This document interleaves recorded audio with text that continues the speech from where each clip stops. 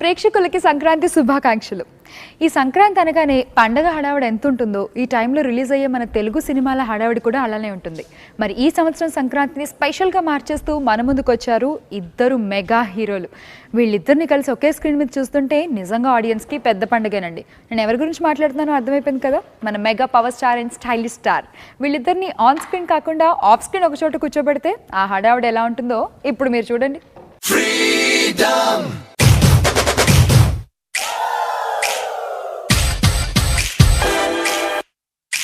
Hi, hello అండి. సంక్రాంతి శుభాకాంక్షలు. సంక్రాంతి శుభాకాంక్షలు కూడా.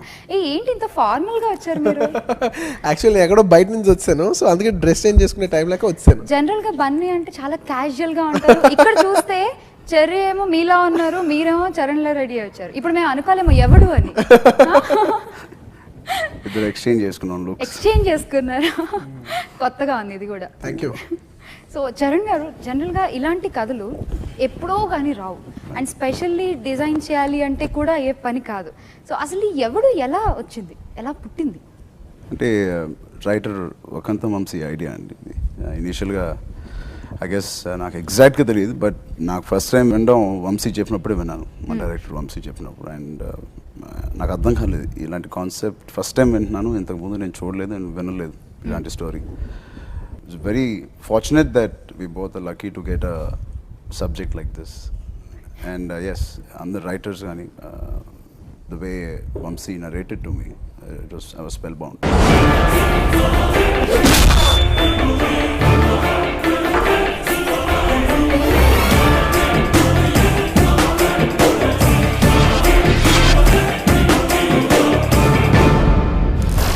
అంటే వినగానే అసలు ఇలాంటి కథ, ఇంత కొత్తగా కథ అసలు చెయ్యాలా వద్దా అని ఆలోచించారా, లేకపోతే వెంటనే you said yes I'll do అని చెప్పేశారా? ఫ్రాంక్లీ నేను ఇమీడియట్గా ఎస్ చెప్పే క్వాలిటీ లేదండి నాకు. I take about one sitting are two narrations పడుతుంది నాకు. And second narration I was very sure. And ఒకటే అన్నాను వంశీతో, ఖచ్చితంగా చేస్తున్నాను వంశీ ఇది, బట్ మీరు చెప్పే ఆ ఇంకో క్యారెక్టర్ నేను కాకుండా అది ఎవరు చేస్తున్నారు, that is the most important thing. అది లేకుండా అయితే నేను డెసిషన్ తీసుకోలేను. అది కన్ఫర్మేషన్ వస్తే నాకు అప్పుడు చెప్పండి, but I'm doing it if that character is there అని. బట్ నాకు తెలిసి ఒక వారం 10 రోజుల తర్వాత చాలా పేర్లు విన్నాం. అస్సలు ఎక్సైటింగ్గా లేదు. నేనైతే భయపడుతున్నాను. ఒక పక్కన ఈ సబ్జెక్ట్ చేయకుండా ఉంటానని భయం వేసింది. ఈ క్యారెక్టర్కి కరెక్ట్గా ఎవరు ఉంటారండి. దాని తర్వాత ఒక 10 days 15 days తర్వాత చెప్పి సార్ ఇలా బన్నీని అడుగుదాం అనుకుంటున్నాను. అంటే బన్నీ ఒప్పుకుంటే అసలు nothing like that. I can ask for more or less, but ఒప్పుకుంటాడా అంటే సార్ నాకు వదిలేండి, నేను బన్నీ నాకు బాగా తెలుసు, నేను వెళ్ళి నరేట్ చేస్తాను, ఇంకా it's in his hand. Then I don't know what happened.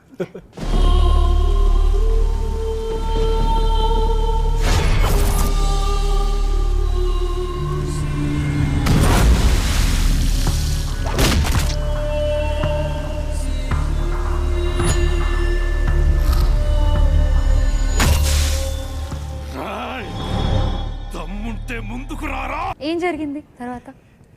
ఏం లేదు, ఫస్ట్ నాకు ఆల్రెడీ ఫీలర్స్ ఇస్తున్నారు.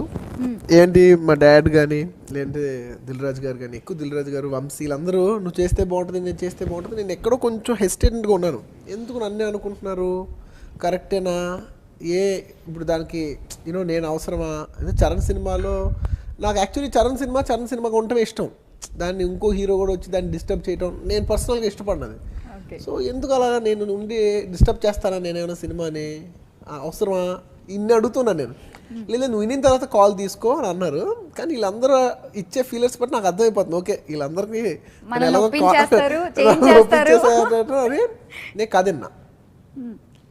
కథ విన్న తర్వాత డెఫినెట్లీ దీనికి నిజంగా ఎవరు చేసినా బాగోరు. అంటే ఏజ్ గ్రూప్స్ మ్యాచ్ అవ్వాలి, బాడీస్ మ్యాచ్ అవ్వాలి, అదే ఇద్దరు కొంచెం ఒకేలా ఉంటారు అనే ఒక క్వాలిటీ కావాలి. సో చరణ్కి అలా ఉండటం, ప్లస్ స్టేచర్ వర్కౌట్ అయ్యే వాళ్ళు ఎవరన్నా ఆ క్యారెక్టర్ చేస్తే ఆ క్యారెక్టర్కి వచ్చే వెయిట్, ఆ క్యారెక్టర్కి ఉన్న ఇంపార్టెన్స్ సినిమాలో ఒక టేక్ ఆఫ్ అది. సో అది వేస్తేనే సినిమాలో లాక్ అవుతారు. సో డెఫినెట్లీ చరణ్ ఆలోచించింది చాలా బాగుంది. బిగ్గెస్ట్ అడ్వాంటేజ్ అండి ఆ క్యారెక్టర్ బన్నీ చేయడానికి ఇస్ బన్నీ నా బ్రదర్ అవడం. ఎస్ బ్రదర్ కాకపోయినా బన్నీ ఇంకో వెరీ బిగ్ యాక్టర్, ఒక సూపర్ స్టార్ అయినా అది బన్నీ ఒప్పుకొని ఉంటే మేబీ మేము ఎంత ఎక్సైట్ అయ్యేవాళ్ళం కాదేమో. బన్నీ మా ఫ్యామిలీ అవడంతో ఎక్కడో మీకు తెలుస్తుంది నేను ఎందుకు ఇప్పుడు ఫ్యామిలీ అవడంతో ఇంకా ఈజీగా ఎందుకు కన్విన్స్ అయ్యారు ఆడియన్స్ రేపు అవుతున్నా కానీ లేకపోతే చూసేటప్పుడు నేను ఎందుకు కన్విన్స్ అయ్యాను అనేది మీకు అర్థమవుతుంది. అంటే మేమిద్దరం బాగా కనెక్టెడ్ అయి ఉంటాం, యూనో మేమిద్దరం ఫ్రెండ్స్ అవుతాం, మేమిద్దరం కజిన్స్ అవుతాం, నేను బాగా కనెక్టెడ్ ఉండటం వల్ల అది బాగా కన్విన్స్ అయింది. ఎన్నో లాజిక్స్, యా ఫ్యామిలీ బ్రదర్స్ అవడంతో ఎన్నో లాజిక్స్కి ఒక ఆన్సర్ ఇది.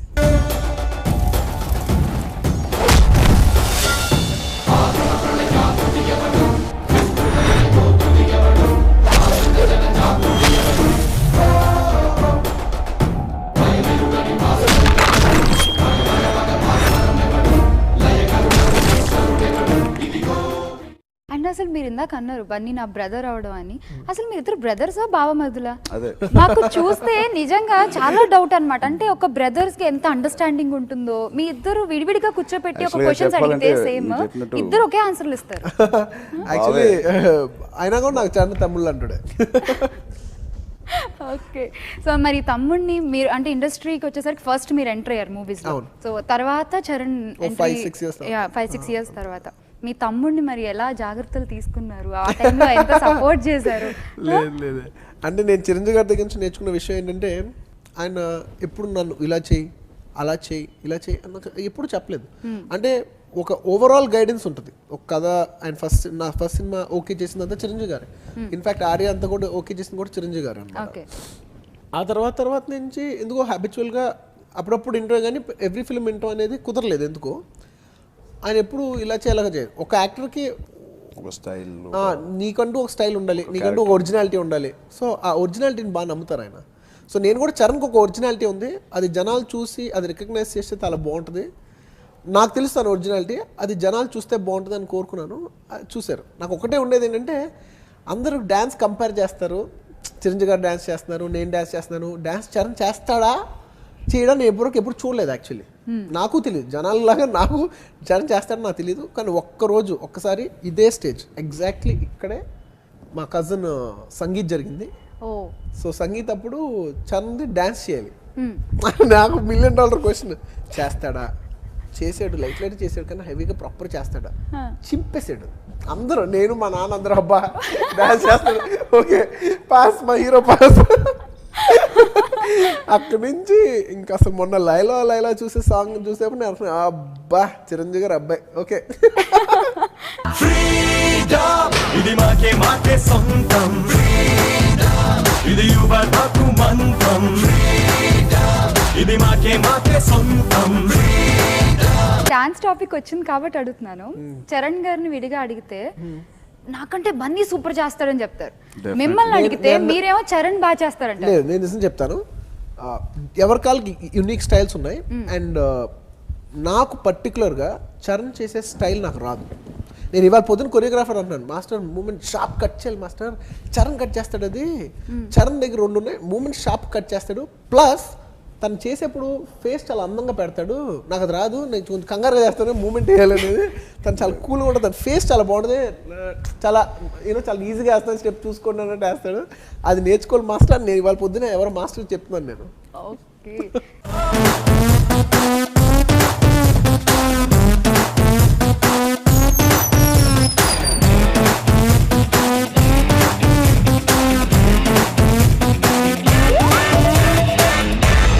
అసలు ఫస్ట్ నేను ఇక్కడికి రాగానే ఆ పోస్టర్ చూసి ఒక్క నిమిషం అలా ఆగిపోయాను.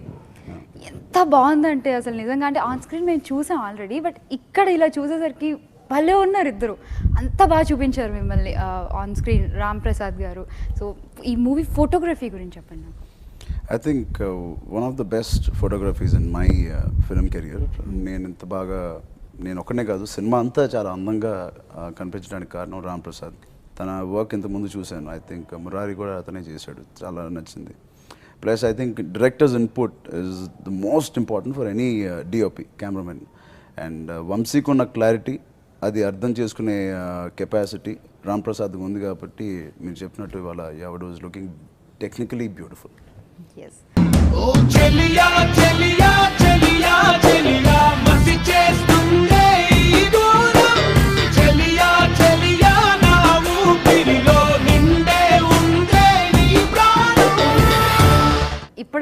బన్నీ అంటే ఓ యాక్టింగ్ ఇలా ఉంటుంది బన్నీది అని తెలుసు మాకు. ఏం చేశారండి అసలు ఈ సినిమాలో? ఒక కొత్త బన్నీని చూసాం మేము. చరణ్ చేసిన అన్ని క్లిప్స్ చరణ్ మొత్తం చేసిన తర్వాత ఫస్ట్ హాఫ్ ఒకసారి డైరెక్టర్ గారు తీసుకెళ్ళి చూపించారు నాకు. చూసిన తర్వాత నాకు చరణ్ బాడీ లాంగ్వేజ్ బాగా నచ్చింది. సో నేను ఫస్ట్ 5 minutes నేను ఉంటాను. బేసిక్లీ సినిమాలో నేను 5 minutes ఉంటాను. ఫస్ట్ 5 minutes ఉంటాను. Definitely important character. So character consistency ఉండాలి. సో నేను చరణ్ క్లిప్స్ అని తెచ్చుకున్నాను. నేను అడిగాను చరణ్ ఎక్కడెక్కడ కొన్ని షార్ట్స్ అన్నీ కావాలని చెప్పి మొత్తం ఒక 10 clips అన్నీ తెచ్చుకుని చూసేవాడిని. ఎవ్రీ షార్ట్ వెళ్ళే ముందు జస్ట్ చరణ్ బాడీ లాంగ్వేజ్ చూసేవాడిని, చరణ్ డైలాగ్ డెలివరీ టైమింగ్ చూసేవాడిని, బాడీ లాంగ్వేజ్ చూసేవాడిని. సో దీనికి మ్యాచ్ అవ్వాలి, నేను తనలా చేస్తున్నాను, సో తనకు మ్యాచ్ అవ్వాలని చెప్పి I did like Charan. Actually నేను మాట్లాడే స్పీడ్ ఇప్పుడు నీతో మాట్లాడేది చాలా ఫాస్ట్ ఉంటుంది, చరణ్ మాట్లాడేది చాలా స్లోగా ఉంటుంది. చరణ్ ఓవరాల్ టైమింగ్ చాలా స్లోగా ఉంటుంది. సో నేను చెప్పే డైలాగ్ కూడా నేను టపటప చెప్పేస్తూ ఒకసారి చరణ్ గుర్తుకొచ్చి మెల్లిగా అలా ఆగి చరణ్లో చెప్పాను. ఐ థింక్ ఈ సినిమాకి నాకన్నా ఎక్కువ హోంవర్క్ బనీ చేసి ఆ క్యారెక్టర్ని అంత బాగా అర్థం చేసుకున్నాడు. అండ్ బికాజ్ తన అంటం అలా మంచితనం కానీ 5 to 15 minutes ఎంత ఉంటుంది, 15 minutes, అస్సలు 5 minutes ఉంటుంది. But what I meant to say is ఆ 5 minutes కానీ జనాలు కనెక్ట్ అవ్వకపోతే I think the rest of the character నేను ఎంత చేసినా కష్టం అయిపోయింది నాకు. సో బన్నీ చేసిన effort those 5 minutes help me, my director and rest of the movie. Impact అంత ఉంది. సో బన్నీ చేసిన 5 minutes. సో నాకు తెలిసి బన్నీ అన్ని సినిమాల కన్నా ఈ 5 minutesకి కష్టపడినందుకు ఎప్పుడు కష్టపడింది.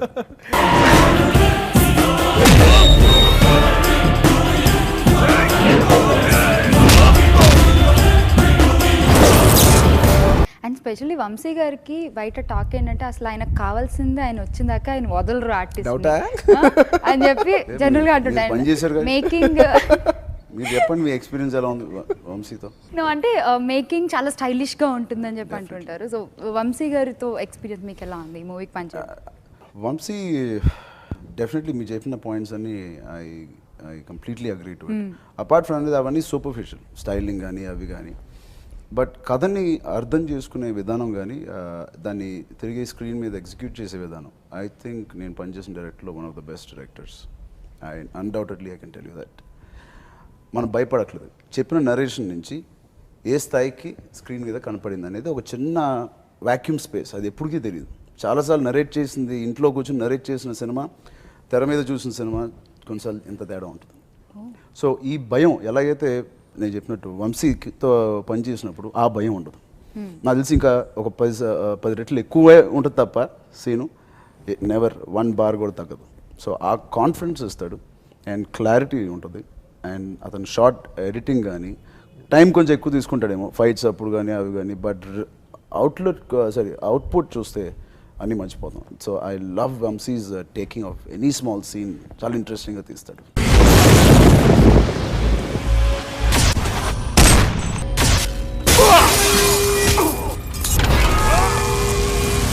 ఎవడయ్యి ఉంటాడ్రా? ఎవడు?